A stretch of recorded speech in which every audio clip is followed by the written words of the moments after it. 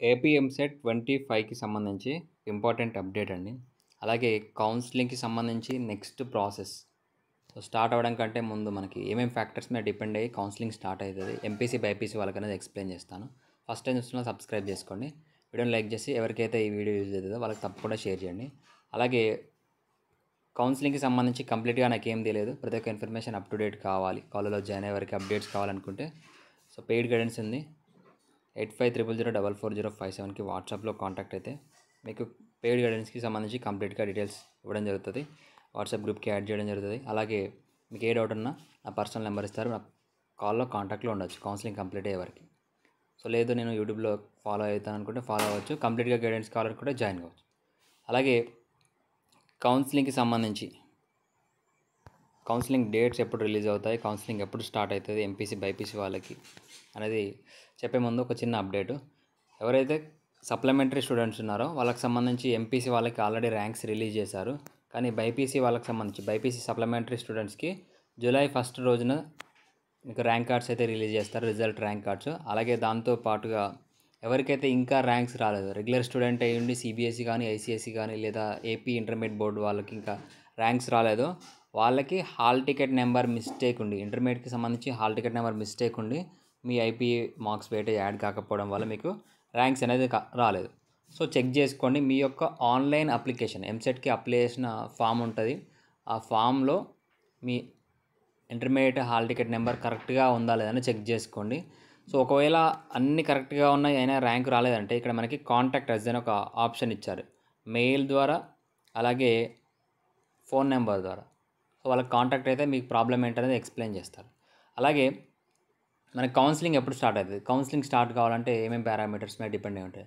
మెయిన్గా MPC counselling అనేది JoSAA counselling అంటే జేఈఈ కౌన్సిలింగ్ ఉంది కదా, సో ఆ కౌన్సిలింగ్ మీద డిపెండ్ అయి ఉంటుంది. ఆ కౌన్సిలింగ్ కంప్లీట్ అయినాక ఎంపీసీకి సంబంధించి ఇంజనీరింగ్ కౌన్సిలింగ్ అనేది స్టార్ట్ కావడం జరుగుతుంది. అలాగే బైపీసీ వాళ్ళకైతే NEET counselling. So NEET counselling start కావాలి. నీట్ కౌన్సిలింగ్ ఫస్ట్ రౌండ్ లేదా సెకండ్ రౌండ్ అనేది స్టార్ట్ కావాలి. సో అది స్టార్ట్ అయితే మనకి బైపీసీకి సంబంధించి కౌన్సిలింగ్ రిజిస్ట్రేషన్స్, అంటే మనకి కౌన్సిలింగ్ స్టార్ట్ కావాలి అని అంటే బైపీసీ వాళ్ళకి ఫస్ట్ కౌన్సిలింగ్ రిజిస్ట్రేషన్స్ ఇస్తారు. అంటే కౌన్సిలింగ్ డిలే అవుతుంది కాబట్టి చాలా డిలే అవుతుంది, 1 or 2 months అంటే 45 days వరకు పడుతుంది. సో ఈలోపు కౌన్సిలింగ్కి సంబంధించి రిజిస్ట్రేషన్స్ ఇస్తారు. రిజిస్ట్రేషన్స్ కంప్లీట్ అయిన తర్వాత 1 week 10 daysలో లేదా 2 weeks 3 weeks టైంలో అయినా మనకి కౌన్సిలింగ్ షెడ్యూల్ అనేది రిలీజ్ చేయడం జరుగుతుంది. అది మనకి అందులో ఫస్ట్ వెటరనరీ, అగ్రికల్చర్, హార్టికల్చర్ వీటికి కౌన్సిలింగ్ రిజిస్ట్రేషన్స్ ఓపెన్ అవుతాయి. ఆ తర్వాత కౌన్సిలింగ్కి సంబంధించి సర్టిఫికేట్ వెరిఫికేషన్ కానివ్వండి, అలాగే వెబ్ ఆప్షన్స్కి సంబంధించి ప్రాసెస్ అనేది స్టార్ట్ కావడం జరుగుతుంది. సో అది కంప్లీట్గా మనకి ఆన్లైన్లో ఉంటుంది. So veterinary, agriculture, horticulture counselling complete అయిన తర్వాత ఫార్మసీ, ఫార్మ్డీ, బయోటెక్నాలజీ కౌన్సిలింగ్స్ అనేది స్టార్ట్ అవుతాయి.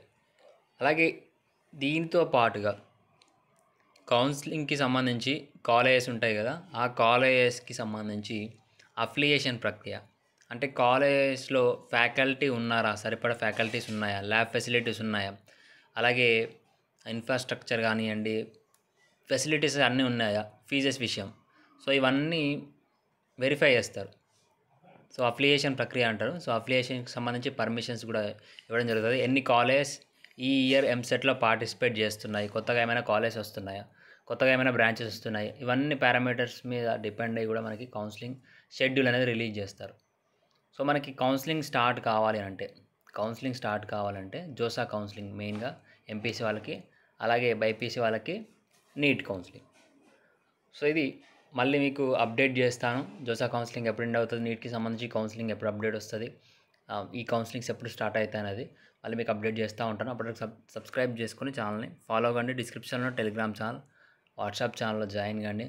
అలాగే మెంటర్షిప్ పెయిడ్ గైడెన్స్ కోసం వాట్సాప్కి కాంటాక్ట్ కండి. Thank you.